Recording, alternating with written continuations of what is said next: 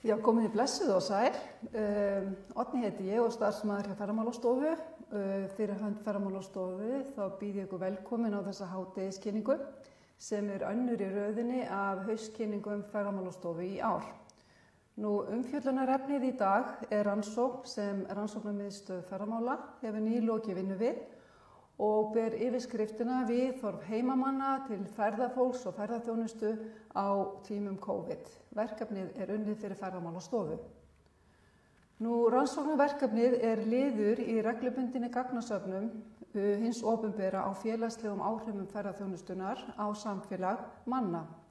Á síðustu árum þá hafa reglubundið verið gerðar kannanir á landsvísu til að meta viðhorf landsmanna til ferðaþjónustu og ferðafólks og þess á milli hafa verið gerðar rannsóknir á einstökum samfélögum til að fá dýpri skilning á viðhorf og upplifun íbúa í heimabyggð. Rannsóknarmiðstöð ferðamanna ferðamála byggir á tilviksrannsókn sem gerð var á 4 stöðum á landinu. Það í 100 Reykjavík, á Ísafirði, í Mývatnssveit og Höfn í Hornafirði.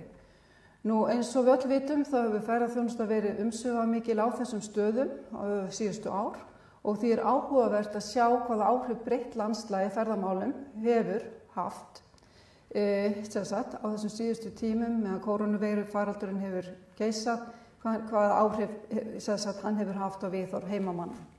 Þess má geta að síðar í dag þá mun Ferðamálastofa birta á vefsíðu sinni loka skýrslur þessa rannsókna.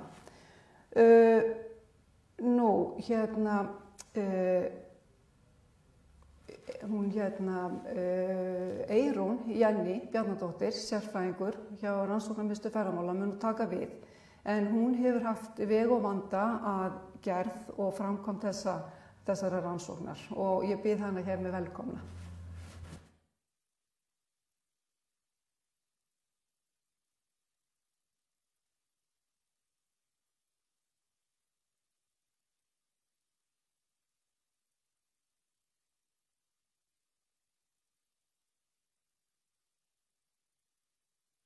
Já, góðan daginn. Eyrún heiti ég og ég sérfræðingur hjá Rannsóknarmiðstöð ferðamála og ég hef stýrt þessari rannsókn sem við höfum verið að vinna fyrir Ferðamálastofu og ég ætla að kynna niðurstöðurnar hérna í dag. Og erindi það hefur fengið þetta nafn, hefur faraldurinn breytt afstöðu heimamanna til ferðaþjónustu og ferðamanna. Þessi rannsókn fór fram á 4 stöðum, eins og þið sjáið hérna, 101 Reykjavík, Ísafirði, Skútustaðahreppi og Höfn í Hornafirði. Ég hef verið að skoða þessi mál viðhorf íbúa til ferðamanna og ferðaþjónustu meira og minna síðan 2014 þegar Ferðamálastofa fékk RMF og Háskólann á Hólum í samstarf til að leggja að drög að fyrstu rannsókninni. Ein af ástæðunum fyrir því að áhugi kviknaði á þessum rannsóknum var hvernig landslag ferðamála breyttist bara nánast í einni svipan þegar ferðamönnum fóru að fjölga bara gríðarlega hratt. Og eitt af því sem komst svona í meiri fókus var hvernig það væri að búa við nær stöðuga nærveru við ferðamenn og ferðaþjónustu, enda vitum við að þegar staður verður að áfangastað fyrir ferðamenn að þá hefur það áhrif á umhverfið og samfélagið sem fyrir Og síðan hafa bæst við nokkra fleiri þar sem við höfum kannað viðhorfin á landsvísu og einnig svæðisbundið eða á einstökum stöðum eins og var gert í þessari rannsókn hérna. Það sem verið að fylgjast með í þessum rannsóknum hvort að verði einhverjar breytingar í viðhorfum og það leitað líka að vísbendingum álag á heimamenn og samfélag vegna ferðamanna í heimabyggðinni. Þarna fylgjast við líka með því hvað íbúar eru ánægðir með og það tengist í raun og veru líka hluta af þeim markmiðum sem stjórnvöld hafa sett ferðaþjónustu til 2030 að ferðaþjónustan hafi jákvæð áhrif á nærsamfélag og aukin lífsgæði heimamanna. Í þessum rannsóknum að þá höfum við séð að íbúunum finnst jákvæðustu hliðar ferðaþjónustunnar snúa meðal annars að efnahagslegum ávinningi, bættum lífsgæðum, fjölbreyttu mannlífi sem ekki bara í samhengi við ferðamennina, heldur líka í tengslum við breytta samsetningu íbúa. og svo tilfinningu íbúa ánægju og bjartsýni. Við höfum líka séð, og þá kannski sérstaklega í þessum svæðisbundnu rannsóknum, þá höfum oftir að velta þessari hugmynd upp. Hvað ef ferðamenn hættu skyndilega að koma? Og fyrir COVID að þá var ferðaþjónustan á vaxtarskeiði og sem fór náttúrulega ekkert fram hjá íbúunum. Ferðamenn voru farnir að koma hérna allt árið og þessi hugmynd að ef ferðamenn hættu að koma, hún þótti bara algjörlega óhugsandi fyrir COVID. Enda sjáum við að fyrir 2 árum að þá sögðu 92% Íslendinga að það myndi hafa afleiðingar fyrir samfélagið ef ferðamenn myndi hætta að koma. En svo kom COVID og þá virtist þetta einhvern veginn alltaf raungerast. Og það í raun og veru ekkert margt vitað hvaða áhrif það hefur á heimamenn ef ferðamennirnir hætta að koma og hvað þá þegar það verður með þeim hætti sem varð. Og það svona það sem við erum að skoða í þessu verkefni. Það að segja áhrif COVID-19 á viðhorf heimamanna. Hvernig þeir upplifðu breytingarnar í faraldrinum og hverju þeir fundu mest fyrir.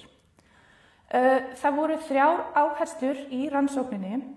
Í fyrsta lagi að kanna upplifun íbúa af ferðamönnum og ferðaþjónustu fyrir COVID. Í öðru lagi upplifun íbúa í breyttum aðstæðum sem urðu til vegna COVID. Og í þriðja lagi að þá kannaði ég líka hvaða hugmyndir íbúar höfðu framtíð og endurreist ferðaþjónustuna í breyttum heimi. Stafirnir sem voru til skoðanir, þessir 4 hérna, Hornafjörður og Skútustaðahreppur, þeir voru í hópi þeirra sveitarfélaga sem var talið að yrðu fyrir verulegu höggi vegna hruns ferðaþjónustunnar. Á báðum þessum stöðum hefur ferðaþjónusta vaxið gríðarlega og skipt miklu máli fyrir atvinnusköpun. Höfn hefur reyndar líka sjávarútveginn sem hefur verið styrk stoð í atvinnulífinu, en við Mývatn atvinnulífið ekki eins fjölbreytt og þar eru takmarkaðri möguleikar á annarri vinnusókn og vegna fjarlægðar frá stærri vinnusóknarsvæðum. Ísafjörður hefur verið einn helsti viðkomustaður skemmtiferðaskipa á Íslandi og skipakomum hefur fjölgað gríðarlega hratt. Þau fóru úr 54 skipum árið 2015 í 126 skip á 4 árum og þau koma bara yfir sumarið. Það kemur í ljós að tæplega helmingur að tekjum hafnarinnar kemur frá skemmtiferðaskipunum. Og það komu engin skip sumarið 2020 og höfnin var rekin með tapi það árið eftir upplýsingum frá Ísafjarðarbæ. Þar fyrir utan og þá ennþá bara mikil árstíðasveifla bara í landshlutanum og það gildir í raun og veru einnig fyrir Ísafjörð. Og svo Reykjavík og það kemur bara einfallega til út af því að miðborgin í hópi fjölsóttustu staða ferðamannastaða landsins. Staðarvalið það tók líka mið af því að viðhorf íbúa hafa verið könnuð áður á þessum stöðum og við eigum gagn frá 2015 og 2016 sem gaf okkur þá möguleika á að draga fram breytingarnar og við gerum það í skýrslunum. En við þurftum auðvitað að afla gagna. Annars vegar þá tek ég viðtal við einstaklinga sem höfðu fasta búsetu á viðkomandi svæði og höfðu ekki ferðaþjónustu að aðalstarfi. Það kom reyndar í ljós í nokkrum viðtölum að fólk hafði einhver tengsl við ferðaþjónustuna sem var ekki vitað fyrirfram en við létum það ekki útiloka þáttöku en það þetta í raun og veru allt íbúar. Viðtökurnar í viðtölunum fóru langt fram úr björtustu vonum og ég endaði að taka viðtöl við 44 einstaklinga og þeir skiptast það voru 12 í Reykjavík, 11 á Höfn og Ísafirði og 10 í Skútustaðahreppi. Viðtölin þau voru tekin flest í desember 2020 til febrúar 2021 og áherslurnar þær eru hérna uppi og voru í samræmi við áherslurnar í verkefninu. Viðtölin þau hafa ekki alhæfingargildi en við notum þau til að dýpka skilning á niðurstöðum spurningakönnunarinnar sem hinn gagnahlutin. En þarna kemur fram reynsla og upplifun viðmælenda minna á þeim tíma sem viðtölin fóru fram og ég útiloka náttúrulega ekki að það séu önnur viðhorf í gangi en það geta viðhorf verið rosalega margbrotin. Og svo var það símakönnunin sem við gerðum í febrúar á þessu ári. Við lögðum fyrir cirka 20 spurningar og það var rannsóknarmiðstöð Háskólans á Akureyri sem sáum það framkvæmt fyrir okkur. Og við sjáum hérna skiptingu á úrtaki, fjölda svara og svarhlutfall á hverju svæði. En í heildina það náðum við cirka 1240 svörum og svarhlutfallið var 53%. Gögnin þau voru greind með viðeigandi aðferðum og aftast í skýrslunum sem að birtast á Ferðamálastofu mjög fljótlega eru tíðnitöflur og bakgrunnsgreiningar fyrir hverja spurningu, þannig að það er alltaf hægt að fletta upp hvað var í gangi á hverju stað við hverja spurningu. Ok, förum aðeins yfir í niðurstöðurnar og skoðum fyrst stöðu ferðaþjónustunnar fyrir COVID á þessum stöðum. Og við skulum bara byrja á Ísafirði. Þar hafa farþegar af skemmtiferðaskipunum orðið æ meira áberandi í bænum og má kannski segja í takti við fjölgun skipana. Sumir hafa alveg gaman af enda verður bærinn mjög líflegur. En eftir því sem skipin hafa orðið fleiri og stærri að þá aukast líkurnar á óþægindum og þreytu meðal íbúanna eins og Eyrinni að farþegar af skipunum hafa verið að kíkja inn um gluggana á heimilum, valdi umferðartöfum úti á götunum og svo framvegis. Og svo í andstöðu við skemmtiskipin þá var talað allt öðru vísi aðra ferðamenn og þeir virtust svona vekja meiri ánægju hjá íbúunum. Í símakönnuninni þá var mikil ánægja með ferðaþjónustuna á Ísafirði. Og eins og sjáum á hérna og það var sömuleiðis hátt hlutfall íbúa sem taldi ferðaþjónustuna vera mikilvæga fyrir samfélagið. Í viðtölunum kom líka fram ánægja en sjónarmiðin toguðust svolítið á það hvað væri gott fyrir hvern og hvort það væri endalaust hægt að taka við fleiri skipum. Og mikilvægi lá ekki alveg í hugum uppi. Fólk hafði svona einhverja hugmyndum að það væri miklar tekjur af skipunum til hafnarinnar og þá litu viðmælendur á ferðaþjónustuna, viðmælendur litu ekki á ferðaþjónustuna sem eina af undirstöðu atvinnugreinum bæjarins. Hins vegar var bent á að skipin hefðu verið mikilvæg í nágranna bæjarfélögunum og þau taki við fólki í vettvangsferðum, þannig að það snerist ekki bara hagsmuni íbúana á Ísafirði. Í Reykjavík, þar var staðan dálítið öðruvísi. Árið 2015, þegar voru tekin viðtöl í miðborginni, að þá benti margt til þess að íbúar hefðu svona yfirleitt jákvæða reynslu. En cirka 2015 til 2018, þegar ferðamönnum fjölgaði sér hraðast, þá fór eitthvað að breytast. Gisting ferðamanna færðist nær íbúunum, það var meira ónæði, rútuakstur í miðbænum, hækkun fasteignaverðs og einsleikni í verslun sem var oft talað í tengslu við svokallaðar lundabúðir. Og ég gæti náttúrulega haldið áfram að telja því að það var bara margt í gangi. En þetta svona var til þess að ferðaþjónustan var fyrir íbúunum farin að virka svo lítið yfirþyrmandi. Og þótt sumir hefðu sagt í viðtölunum að þeim hefði kannski ekki verið það fyllilega ljóst fyrir en í COVID, að þá virkaði þetta svolítið eins og þorpstilfinningin væri að hverfa. Það vantaði nágrannatilfinninguna og það var skrítið að búa bara með þeim sem voru í fríi. Og ef að uppbygging átti sér stað, að það var svona upplifunin að það væri meira á forsendum ferðaþjónustunar heldur en íbúana. Nú, ánægjan, hún var talsvert lægri en á hinum stöðunum, en samt sem áður var hátt viðtal íbúa því að ferðaþjónustan væri mikilvæg. Í viðtölunum var líka talað margvísleg jákvæð áhrif og aukna þjónustu og meira líf. Bærinn hefur líka breyst á góðan hátt. Gömul iðnaðarsvæði hafa fengið nýtt yfirbragð og svo öll torgin sem eru bara orðin fyrir fólk. En það voru líka einstaklingar sem litu á ferðaþjónustuna sem frekt afl og hreinlega viðurkenndu að það væri erfitt að finna ánægjuna eftir að hafa svona ítrekað upplifað að íbúarnir lendi undir. Samt sem áður að það var alveg skilningur á því að ferðamenn og ferðaþjónusta væru hluti af mengi miðborga bara almennt og 101 Reykjavík ekkert öðruvísi í því tilliti. Og svona þrátt fyrir allt að það voru svona flestir á því að það væri gott að búa í miðbænum og margir bara vildu hvergi annars staðar vera. Í Mývatnssveit, þar var talað að ferðaþjónusta hefði færst úr því að vera vertíðarvinna í heilsárs atvinnugrein. Samfélagið óx á dafnaði og það var mikið að gera. Ákaflega mikilvæg eins og sést hérna á súlunni. og það var talað að samfélagið væri fjölbreyttara. Það kom fullt af fólki til að vinna í lengri eða skemmri tíma í sveitinni og fólk gerði sig grein fyrir því að greinin hefði aldrei náð að vaxa og dafna ef að erlend vinnuafl hefði ekki komið til.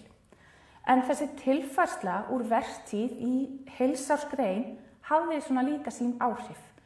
Áður þegar tímabilið var styttra, þá hafði fólk tækifæri til að hlaða batteríin yfir veturinn og bara var orðið tilbúið þá fyrir næstu vertíð þegar sumarið kom aftur. Til viðbótar að þá fann fólk líka fyrir breytingum í umferð. Ferðamenn virtust vera allstaðar, þeir stoppuðu stutt eða rúluðu bara í gegn og umferðin var bara einhvern veginn meiri og hættulegri. Og fjöldinn, hann var einhvern veginn þannig að staðirnir bara báru það ekki og fólki þótti bara mjög erfitt að horfa upp á það. En oftast nær að þá báru íbúar ferðamönnum vel söguna og flesti voru bara svona fínir. En þegar talið barst að skemmtiferðaskipunum, þá var tónninn svolítið annar. Íbúarnir sá þetta bara sem massatúrisma og vorkenndu fólkinu sem bara svona virtist vera smalað inn og út úr rútu og íbúarnir að þeir töldu að tekjurnar væru litlar og álagið mikið og þeim fannst óskiljanlegt hvers vegna þeir sem þjónusta farþegana og þar með talið Akureyrarhöfn og selja þeim ferðir í sveitina taki ekki þátt í viðhaldi og uppbyggingu þar. Þannig að íbúunum fannst svona að vera ójafnvægi í hagsmunum hafnanna og áfangastaða í landi. Höfn, þar töluðu íbúar að vetrarferðamennskan hefði vaxið gríðarlega í kringum afþreyingu og ferðir við jöklana og hérna eins og við Mývatn var ferðaþjónustan mikilvæg en líka mikil ánægja. Mörg fyrirtæki urðu til og það var talað að fólk hefði farið úr öðrum atvinnugreinum yfir í ferðaþjónustu og það var talað bara að væri mjög margir að gera mjög flotta hluti. En inn á milli hefði verið einhverjir sem voru í þessu til að græða og fólki þótti það mjög miður í þeim tilfellum þar sem það hafði neikvæðar afleiðingar á umhverfi og upplifun ferðamanna. Og svo var aukin hætta í umferð stórt mál. Og íbúar á Höfn voru svona á því að það sé brýnt fyrir umferðaröryggið að laga vegarkerfið. Og þó svo að aksturslag ökumanna væri svona alla vega, að þá þekktu íbúarnir staðina þar sem slysahættan var mest.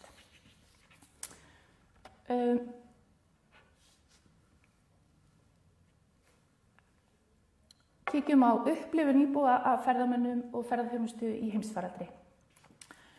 Á Ísafirði þá var fólk almennt ekkert að hugsa ferðaþjónustuna á þessum tíma og það tók ekkert eftir neinni sérstakri fækkun. Það eru í raun og veru ekkert margir ferðamenn fyrir vestan á þessum tíma. Í miðborginni þá komu áhrifin hratt fram þegar ferðamennum fækkaði skyndilega. Í Mývatnssveit og á Höfn voru íbúar fyrst bjartsýnir á að faraldurinn yrði skammvinnur en fundu samt að umferðin dróst saman. Fækkunin hafði mismunandi áhrif á íbúana. Margir fundu hvíld eða til léttis, sumir fundu tómleika. Á þessum 3 stöðum hérna þar var talað að það hefði svona fyrst runnið upp fyrir fólki hversu mikið álagið hafði verið þegar ferðamönnum fækkaði með þeim hætti sem varð. Allstaðar var heimabyggðin dauflegri vegna fækkunar ferðamanna nema kannski síður á Ísafirði en hinum stöðum eins og gula súlurnar sína. Á Ísafirði komu áhrif á fækkun ekki alveg strax fram og það var eiginlega ekki fyrir en að fólk áttaði sig á því að það myndu engin skemmtiferðaskip koma til Ísafjarðar að það kom svona smá léttir yfir því að fá hvíld frá massanum en líka smá mórall. Fólk vissi alveg að þetta gæti verið alvarlegt fyrir þá sem hefðu af þessu tekjur. En allstaðar var tímabundin hvíld frá ferðamönnum kærkomin og þótt að það væri líka neikvætt að ferðamönnum hefðu fækkað og fólk vissi það vel að það væri slæmt fyrir fólk í ferðaþjónustu og sérstaklega á þeim stöðum þar sem ferðaþjónustan stór eins og á Mývatni eða við Mývatn og á Höfn. En annars var svona meiri slaki. Íbúarnir fundu líka að það breyttist ýmislegt í þjónustu. Við sjáum hérna á myndinni að hlutfall íbúar sem fann skerta þjónustu sem átti svona tengja við fækkun ferðamanna, það var hæst í Mývatnssveit og lægst á Ísafirði. Á Ísafirði fyrir COVID þá þóttu tengingarnar milli þjónustu í bænum og ferðaþjónustu, þær voru ekkert alltaf augljósar. Fólk var svona ekkert alveg visst hvort að þjónusta var yfir höfuð til komin vegna ferðamanna eða hvort það var út af einhverju öðru. Og þá var heldur ekkert alveg ljóst hvort að samdráttur í þjónustu hafi verið út af COVID eða fækkun ferðamanna. Og svipað var í raun og veru upp á teningnum í miðborg Reykjavíkur. Við Mývatn þá fundu menn fyrir skertri þjónustu og það kom svona einna mest við fólk, og það sem kom svona einna mest við fólk var að matvörubúðin á svæðinu skipti nafn og eftir breytinguna fannst íbúum þeir búa við hærra vöruverð og verra vöruúrval. Á Höfn þá lýstu íbúar því að fyrst sinn hafi mörg fyrirtæki dregið saman seglin en að endingu hafi sum fyrirtæki spyrnt við og horft á heimamarkaðin og bara fundið nýjar leiðir. Það komu fjölmörg dæmi slíkt eins og veitingastaðina og afþreyingarfyrirtæki sem fóru að hugsa út fyrir kassan og höfða til heimamanna.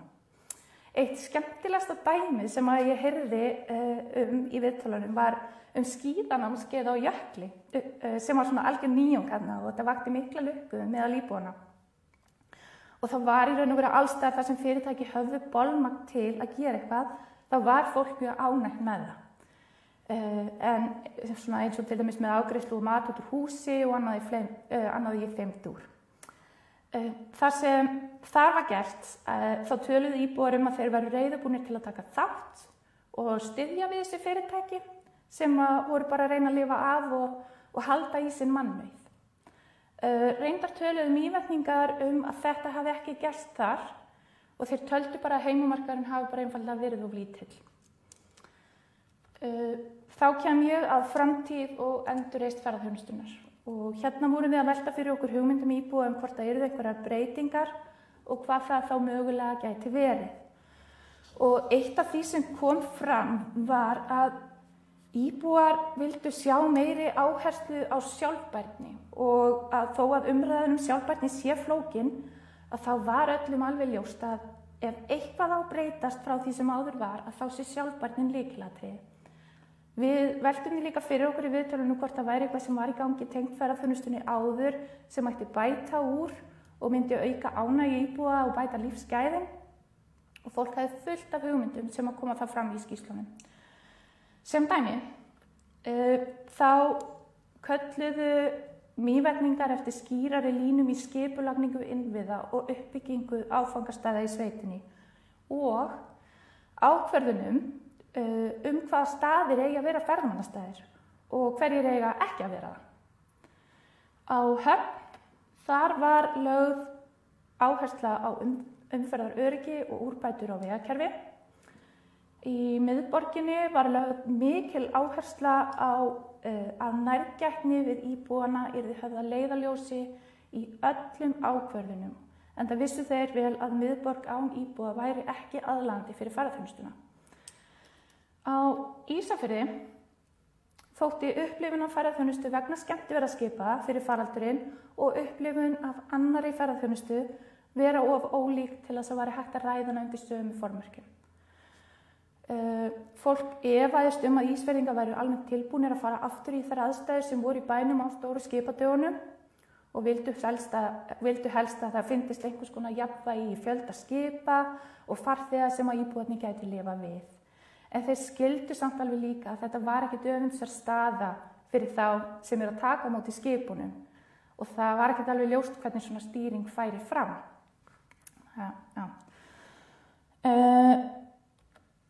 Hér eru viðhorfin til fjölda ferðamanna eftir COVID. Þessi tafla hérna sýnir niðurstöður aðhverfsgreiningar á mælikvarða fyrir viðhorf íbúa til fjölda ferðamanna eftir COVID. Þessi mælikvarði hann byggður á nokkrum spurningum í símakönnuninni og ég ætlast ekkert til þess að allir skilji þessar tölur hérna. En það sem þetta að segja okkur að viðhorfin til fjöldans eftir COVID eru nokkuð mismunandi á milli svæða. Viðhorfin eru yfirleitt nokkuð jákvæð en það samt klárlega munur. Þau eru jákvæðust á Ísafirði og íbúar í miðborginu eru minna jákvæðir en aðrir. Og við sjáum hérna á stjörnunum að munurinn marktækur. það kom allstaðar fram að fólk saknaði erlendra ferðamanna og að það var tilbúið til að fá þá aftur. En á öllum stöðunum hafði fólk efasemdir frekari markaðssetningu staðanna til að laða að fleiri ferðamenn. Þannig að nú virðast íbúar aðeins vilja stíga á bremsuna varðandi frekari fjölgun erlendra ferðamanna og þeir voru ekki samþykir fjölgun í þeirri mynd og við þær aðstæður sem hún var á árunum fyrir COVID. En öðru máli gegndi fjölgun innlendra ferðamanna og einnig vetrarferðamenn og kannski aðeins innlendu ferðamennina þá voru þeir mjög áberandi sumarið 2020 og fólki fannst spennandi að innlendir ferðamenn væru að uppgötva landið sitt upp á nýtt og sá tækifæri í því. Þessi tafla hérna sýnir niðurstöður aðhverfsgreiningar og mælikvarða fyrir viðhorf íbúa til mikilvægis ferðaþjónustu eftir COVID og þessi mælikvarði eins og hinn byggður á nokkrum spurningum í símakönnuninni. Það sem merkilegt hér að viðhorfin til mikilvægis ferðaþjónustu eru ívið jákvæðari en til fjölda ferðamanna og það sést á meðaltölunum. Og það smá munur eftir svæðum. Við sjáum að viðhorfin eru jákvæðast á Höfn og í Mývatnssveit en örlítið lægri á Ísafirði og í miðborginni og það marktækt þó það sé ekkert mjög mikill munur eins og þið kannski sjáið.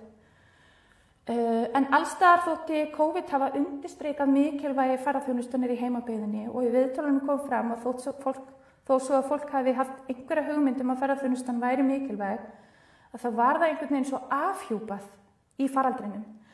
Til að mynda þegar ferðamennirnir hurfu og lífið á götunum breyttist og þjónustan breyttist og ættingjar og vinir mistu vinnuna, erlenda starfsfólki sást ekki lengur og svona mætti áfram telja. Og þótt að fólk hafi alveg þegið hvíldina að þá var þetta ekkert gott heldur og miklar sveiflur í fjölda ferðamanna og í atvinnugreininni almennt væri bara ekkert góðar fyrir samfélagið. Í lokin, ég bara komin út að enda, til að draga þetta saman að þá kannski við hæfið að draga fram þessar spurningar sem kom hérna fram í upphafi. Hefur COVID breytt afstöðu heimamanna. Og það eiginlega þannig að COVID ekkert búið. Við ennþá inn í þessu tímabili, við ekkert komin í eitthvað sem myndi heita eðlilegt umhverfi og með það í huga þá kannski ekkert einfalt að svara því hvort afstæðan sé breytt. Kannski það bara of snemmt ennþá. Við héldum að við búin í þessu tímabili núna en við það bara greinilega ekki. En í rannsóknin sýnir að á þessum stöðum að þá kom það bara skýrt fram að þessi breyting sem varð á ferðaþjónustunni, hún kom við alla, eða flesta, á einn eða annan hátt og það var sláandi í faraldrinum hversu mikilvæg greinin og hvað hún að gera fyrir þessi samfélag. Eitt af því sem afhjúpaðist var hvað keyrslan var mikil og fólk áttaði sig enn betur bæði á jákvæðum hliðum ferðaþjónustunnar og vanköntunum. Á þessum stöðum sem við skoðuðum að þá kom fram ríkur vilji fyrir því að ferðaþjónustan haldi áfram en við vitum betur núna að álagið á íbúana fylgifiskur og við getum ekki horft fram hjá því lengur. Það má ekki gleyma að hlúa vel að íbúunum og hlusta á þá og efla traust þegar greinin að byggja sig upp á nýju. En pásan í ferðaþjónustunni sem varð vegna COVID gaf líka von að það væri hægt að gera breytingar. Þarna myndaðist óvænt tækifæri til endurskipulagningar í greininni, bara almennt og til þess að auka ánægju íbúa. Og það gátu verið breytingar í einum hluta samfélagsins sem íbúar voru sannfærðir að myndi skila sér margfalt tilbaka til íbúana, eins og breytingar í matvöruverslun á Höfn og í Mývatnssveit eða í verslunarúrvali í miðborginni þar sem að tala þá meiri fjölbreytni og kannski að fækka aðeins þessum svokölluðu lundabúðum. Stundum var það bara uppbygging innviða á ferðamannastöðum og á vegakerfi sem að fólki bara fannst vanta fyrir faraldurinn, eitthvað sem var álag á þegar fyrir, eins og á Höfn og í Mývatnssveit og reyndar líka á Ísafirði. Stundum var kallað eftir endurhugsun í skipulagsmálum og stefnumörkum sveitarfélaga varðandi ferðaþjónustu sem þá tæki betur mið af þörfum íbúana, samanber í miðborginni, nærgætnin, Ísafirði varðandi skipin og í Mývatnssveit varðandi skipulagningu ferðamannastaða. Og öllum þessum stöðum að kalla eftir ábyrgari ferðaþjónustu sem tæki ekki bara mið af hagnaði, heldur væri líka drifin af ábyrgð gagnvart nærsamfélagi, ferðamönnum og umhverfi. Og með þeim orðum ætla ég held ég bara að þakka fyrir mig og erum við ekki að bjóða upp á spurningar? Já. Já, það eru engar spurningar í þessu þannig að orðið bara lýst það ekki. Eða þannig. Ef þið viljið spyrja, þá getur spurt þér. Já, ef þið viljið spyrja, þá er hægt að setja inn spurningu á Facebook og þá verður hún lesin hérna upp.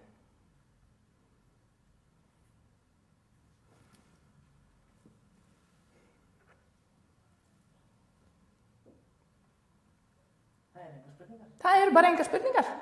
Þá líkur þetta bara kýrskýrt fyrir það.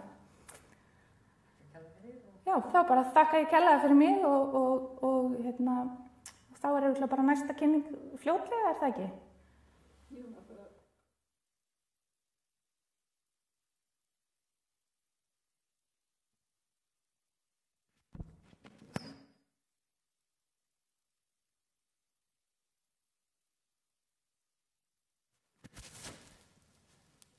Heyrðu, já, ég ætla bara að nota tækifærið og þakka henni Eyrúnu kærlega fyrir þetta áhugaverða erindi og ég vil ítreka að við erum að fara að birta þessar skýrslur og þá gefst fólki færi á að rýna allítarlega í þessar niðurstöður. Það verða gefnar út 4 skýrslur þá fyrir hvert rannsóknarsvæði og ég þakka ykkur áhorfendur að gefa ykkur tíma í að hlusta á þetta erindi og bara mæli með að þið fylgist með næstu kynningum Ferðamálastofu sem eru á næsta leiti. Bara takk kærlega fyrir.